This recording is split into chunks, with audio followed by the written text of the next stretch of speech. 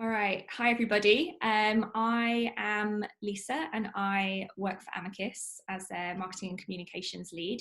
And I'm joined today by Emma Reid from Ergo Law, Nick from Clio, and Callum from Amiqus as well. And the reason that we're all here today, obviously, is to talk about the idea of becoming a portable law firm and making that quick shift to being completely remote when, you know, a lot of law firms are still incredibly dependent on traditional paper-based processes. And I want to just first of all just go around and briefly, if you could explain what your business does, that would be great. So Emma, I'll come to you first. If you could just tell us in a couple of sentences what Ergo Law does, that would be great. Oh, hi everybody. So Ergo Law is a specialist employment law firm based in Edinburgh. We act for employers, small businesses and medium-sized businesses mainly, and employees, advising them on all sorts of tricky workplace situations, trying to make it all a bit smoother for everybody, untangle tricky things, and translate employment law into real life, really. Brilliant, thank you. Callum, can I ask you to do the same with regards to Amiqus?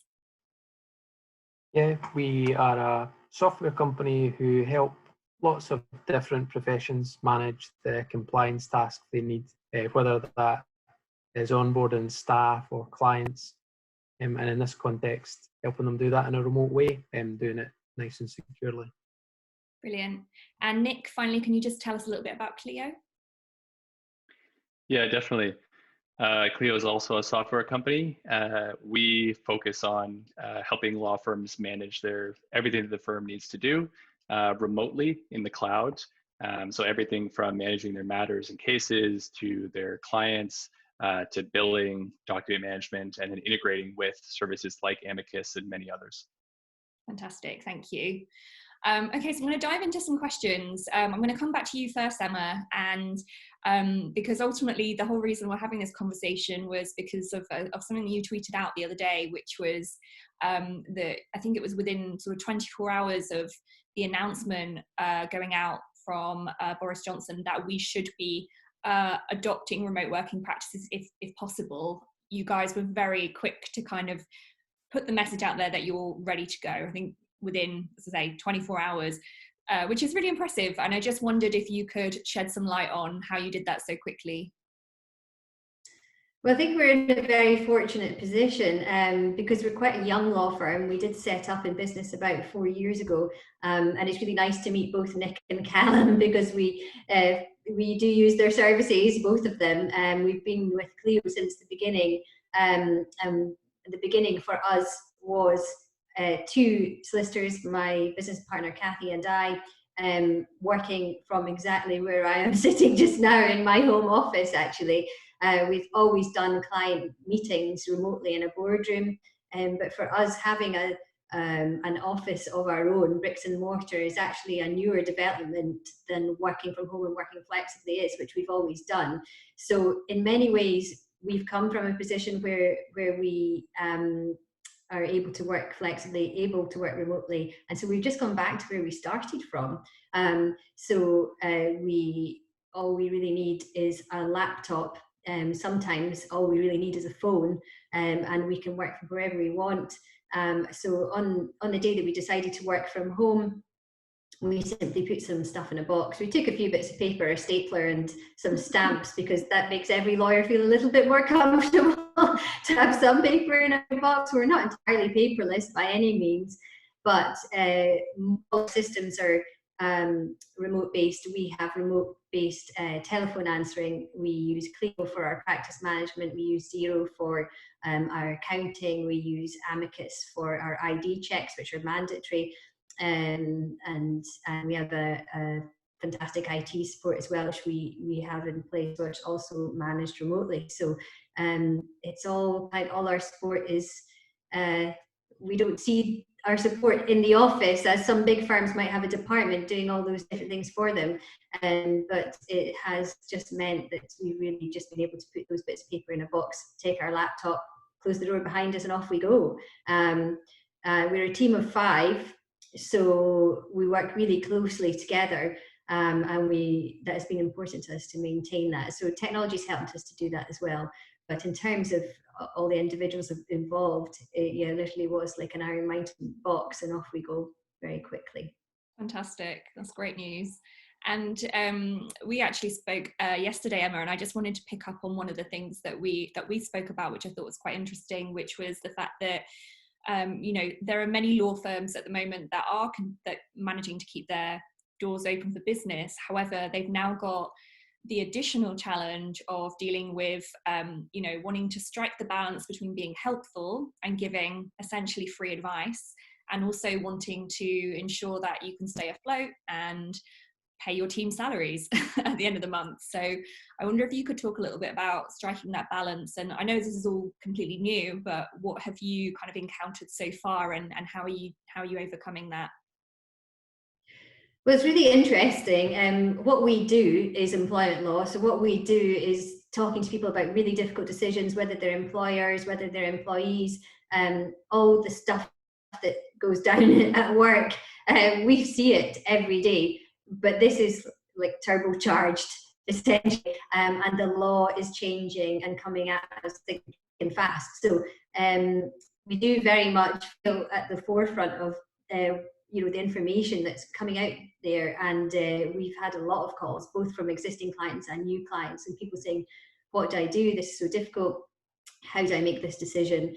So we're in the position where we're digesting that information really quickly, trying to keep up to date with the announcements that are coming out and the changes that are happening, keeping in mind, of course, that all the other employment law is still out there and normal rules still apply for many things. But also, of course, wanting to help people, because we're getting a lot of crisis calls. And it is difficult. We're an SME ourselves, we're a small business, a young business ourselves, and our main priority is to keep doing what we do really well, and to contribute what we can. So I think really with all of that in mind, whilst all this is going down, we have no time to waste. We don't have any time for IT problems. We don't have any time for putting in place new systems, because we just want to be on the end of the phone for our clients and for other people phoning us for help. Because you want to do what you can. And as you say, we've been giving out quite a lot of free advice, trying to support people. I appreciate they're just not in a position to pay a lot of the time. So we need to make the best use of our time, and I think we have been able to do that, because we haven't been worrying about how we're going to issue our own bills, for example. We can do that from wherever. I can do that from where I'm sitting now. I don't need to involve anybody else really in that process. If something goes wrong with our Microsoft system or whatever, our IT system, we can phone and deal with that very quickly. And all the other stuff is just carrying on as it always does. So we can do all our ID checks and get clients in as fast as possible, because obviously urgent stuff has got more urgent as well, and people just wanting to nail stuff down as quickly as possible. So we don't want to lose any time, essentially, and that's our priority. And there really are quite significant demands in our time, especially because we're a small business. And as you said at the beginning, we do everything. We update our website, we do the blog posts, we do the social media. So there's just everything has got a lot busier, a lot more urgent, and we are learning, all the time about this new law that's coming out, trying to keep up to speed with that and trying to be as much use as possible to everybody that gets on the phone to us. So not worrying about the back office stuff has been great for us. Yeah, that's brilliant. It sounds like you've been incredibly adaptable on all fronts, and that obviously having those fantastic kind of operational pieces in place has really enabled you to just focus on the important stuff, which is the face-to-face time with the client, well, not face-to-face time, but the time with the clients, and ensuring that things are ticking over. Thank you for that. But we were lucky, we were a startup. I don't think we call ourselves a startup any longer, but so you naturally are quite creative. We started from nothing. So we spend time coming up with ideas, looking at our business, how are we going to grow, how are we going to change. That's what we do all the time, because we're a young business. So actually, as soon as all of this is happening, we're immediately thinking, what can we do? How can we change? How do we deal with this? How do we deal with that? We're not stuck in a routine of doing stuff in a particular way just because it's been done that way for a long time. So we are fortunate in that respect as well, to sort of be in that zone, if you like. Yeah, brilliant. Thank you. Callum, I'm going to come to you briefly. I just wanted to ask you, and we've had some conversations about the role that trust plays in remote working, and is something that, you know, that we really we hold very kind of close to us in terms of the way we operate our business and what we preach. And I wonder if you could talk a little bit on that and why trust is so important right now. Yeah, it's fundamental in our business, given that we handle tens of thousands of sensitive pieces of information for our clients. So we've built trust with regulators and then the firms who rely on us. Like, that's critically important, that they know that their compliance processes are safe, they're going to be robust, that we've got contingency plans in place that mean when things change and the environment around us change, that they can still expect us to deliver our service. So it's really important from that point of view. But in general, for our team, it's critically important too. So the idea that we grew in a similar route that Emma talked about. Originally, when we set the company up, we were remote, and we had to build that fundamental trust that people were able to communicate really clearly, and a lot of cases over communicate to get that point across, and leave people to work in a remote way to get the job done. It was just something that was done by default. So some of the processes and systems we've put in place have been there for a number of years now, and how we can help people to interact and manage things in a remote way is just inherent, because we trust they are the right people to do their role and they can get on with it, and they don't need constant oversight. So it's a bit of a balance between how you can trust people to get on with their role and then enable them to do that in the best way possible. In some ways that's through technology and systems, but like the IT infrastructure that Emma talked about, what do you actually need to function and know that those systems are going to work? And then on top of that, be able to support people. They know that you trust them to do their work, that they've got going on, and they're working with other people in cross-functional teams. But there is an element of support, especially thinking about people's well-being, that the situation we're in isn't quite normal. It's not just the normal work from home and then go out and do things afterwards. So I guess to the other side of this is that they all trust that we are going to do our best for them. Like, we're not the type of organisation that would immediately look to furlough people. I know others are in a more difficult position than we are, and again, we're coming at this from a slightly different angle, that we were set up really well for it. But I think on the other hand of this, our team expect that we're going to do the best for them and do the right thing for our clients too. So I think trust is just such an all-encompassing thing that affects us throughout how we interact and what we do, our clients, regulators, as well as our team. Brilliant. And you mentioned a little bit about the systems that are required in order to get going. And obviously we're incredibly fortunate that we've kind of had privacy and security at the heart of our business from day one, and are quite well versed in these matters, but I'm conscious that might not be the case for everyone. And perhaps you could share 2 or 3, security considerations that law firms may not have considered. Some practical things, I guess.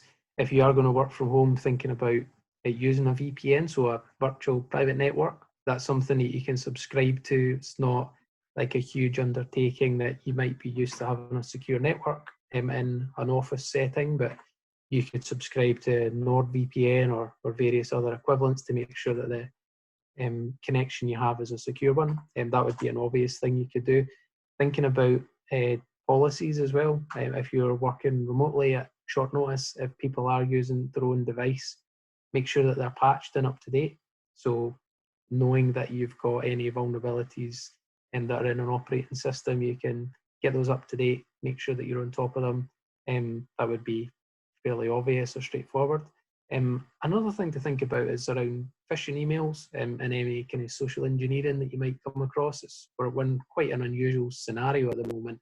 So thinking about and helping people remember that someone phones you up and asks you to make a payment or change transaction details, make sure that you're following processes that you might have in place when you're in the office environment. So people will be trying to catch you out. So I think you can adapt. It's just at some stage taking stock of what you might have taken for granted in the workplace if you're now doing that fully remotely, thinking about how you might manage processes or how you might update them. And a lot of it would be fairly straightforward, kind of common sense things, but taking a time just to review and have a think about what you might need to change would be important. Brilliant, thank you. And Nick, I'm going to come on to you because I saw that the other day Clio launched its COVID-19 legal relief initiative. So I wonder if you could just briefly explain what that is and how it will actually support law firms with becoming more mobile. Yeah, absolutely. Actually, just before I do talk about our relief initiative, I just wanted to dovetail off of Callum's last point on security. And I think for a lot of law firms who are potentially watching this right now and are looking at vendors or looking for other tools to use that may be more remote friendly, like an Amiqus or a Clio, I would just double down on the encouragement of asking them about what type of security did they have built in, what kind of considerations they put into security, because I think you guys are absolutely spot on the importance of security and secure client communications. It's obviously paramount when you're working in an office, but it's also really important when you're working at home and you're on your home network. So, but yeah, the COVID relief initiative, that's something that we announced on Monday of this week. Obviously, it's a really big it was a really big announcement and initiative that the Clio as a company has put out into the world. And there was a lot of internal thought and discussion right as we were responding ourselves to the COVID-19 situation, and just hearing, even conversations on Twitter and from our customers and our CEO, Jack Newton. If you don't already follow him on Twitter, he's a great person to follow. He was frequently asking the community, how can Clio help? How can Clio help people out in this situation? And the company made the decision to commit $1 million US dollars to the global legal community. And that's in the form of financial aid for Clio licenses. That's in financial aid for law firms and legal organizations that need it, as well as educational support, through law societies, bar associations, and nonprofits. So this is something that we just announced, and that we are hoping is going to help those legal professionals who are in the most need. And this is both for Clio customers and not Clio customers, right? This is for all of the individuals that are working within our global legal community. We know that this is a difficult time for everyone. And we want to make sure that lawyers are able to navigate through this situation in the best way possible. We're hoping that the funds that we're putting out there and the education that we're supporting is going to be a way to do that. So if you or someone is in need, whether it's obviously remote friendly software like Clio, or is in need of funds for business continuity, or a nonprofit or a law society who's trying to get education out there, please visit our website, and I'm sure we'll share it through Amiqus channel and our own channels. Visit us and consider applying, or having those colleagues, friends, or others in the community consider applying for relief. That's fantastic. I'm sure that's going to be music to a lot of people's ears. So thank you for sharing that. I just want to finish off, actually. I just want to go around to the three of you who've clearly all been relatively well versed in the art of remote working. Just to finish things off, I wonder if you could very briefly give me your top tip on remote working. So Nick, I'll come to you first. What's your number one top tip? Number one, it's hard to put it down to number one. I think I might cheat, but the number one for me is communication. Like as someone who has worked remotely throughout my whole career, has advised others on working remotely, has helped manage teams and move them to a remote working situation. The number one thing, Callum said earlier, is communicating clearly, over communicating. When there are changes, like a sudden change, like what's happened with the COVID response, communicating clearly the expectations for your team, for your colleagues, for your clients. So how are meetings taking place? How can they get a hold of you? When are you taking breaks? When are you taking lunch? All of that type of communication is super important. And then in terms of maybe a legal specific one, this is a slight plug, but keeping on the security angle, keeping client communication secure, really, I would encourage people to consider how you're keeping your client communication secure. For Clio users, there's a secure client portal called Clio Connect. If you have a different case management system or you're looking for that type of solution, I'd really encourage folks to be thinking about how you're going beyond just emails and looking for how are you making sure your communications with clients are secure. Thank you, that's brilliant. Callum, we'll come to you. If you could just keep it quite brief, so I'm just conscious we're running out of time here, but your number one top tip for remote working. Number one, get up, get dressed, have your breakfast as normal, get yourself a routine. Don't get up and go straight to your laptop. If you're moving your stuff around, close it down at the end of the day and put it away. Like if you're not fortunate to have a space, like make sure you've got a start time and an end time. Like get yourself a routine. You're not leaving the house, but go and get some fresh air. You might be working from home, but you should get yourself set so you know when does work start and when does work finish. Yeah, that's a hard balance to strike. And Emma, finally, perhaps you could just share one of your top tips. I think humor is going to be really important. I have made the fatal error of sitting immediately in front of a door, which we have all learned is not the right thing to do when you're on a video call. So far, so good. But I think humor is really important in any awful situation. So we're doing video calls daily with our team to keep close with them, but we're doing themed video calls. So I think our next one is wear a silly hat to the team call. That kind of stuff. We have a good laugh in the office when we're together, and genuinely we're going to miss each other, not seeing each other every day. So we're going to try and carry that on and keep having a laugh with each other. Yeah. 100%. Yeah. All right. Brilliant. Thank you so much, everybody. That was fantastic, and I'm sure this will be useful to some of the law firms out there. And hopefully we can come back and do another one soon. Thanks for your time. Thank you. Brilliant. All right. Thank you. Care. See you.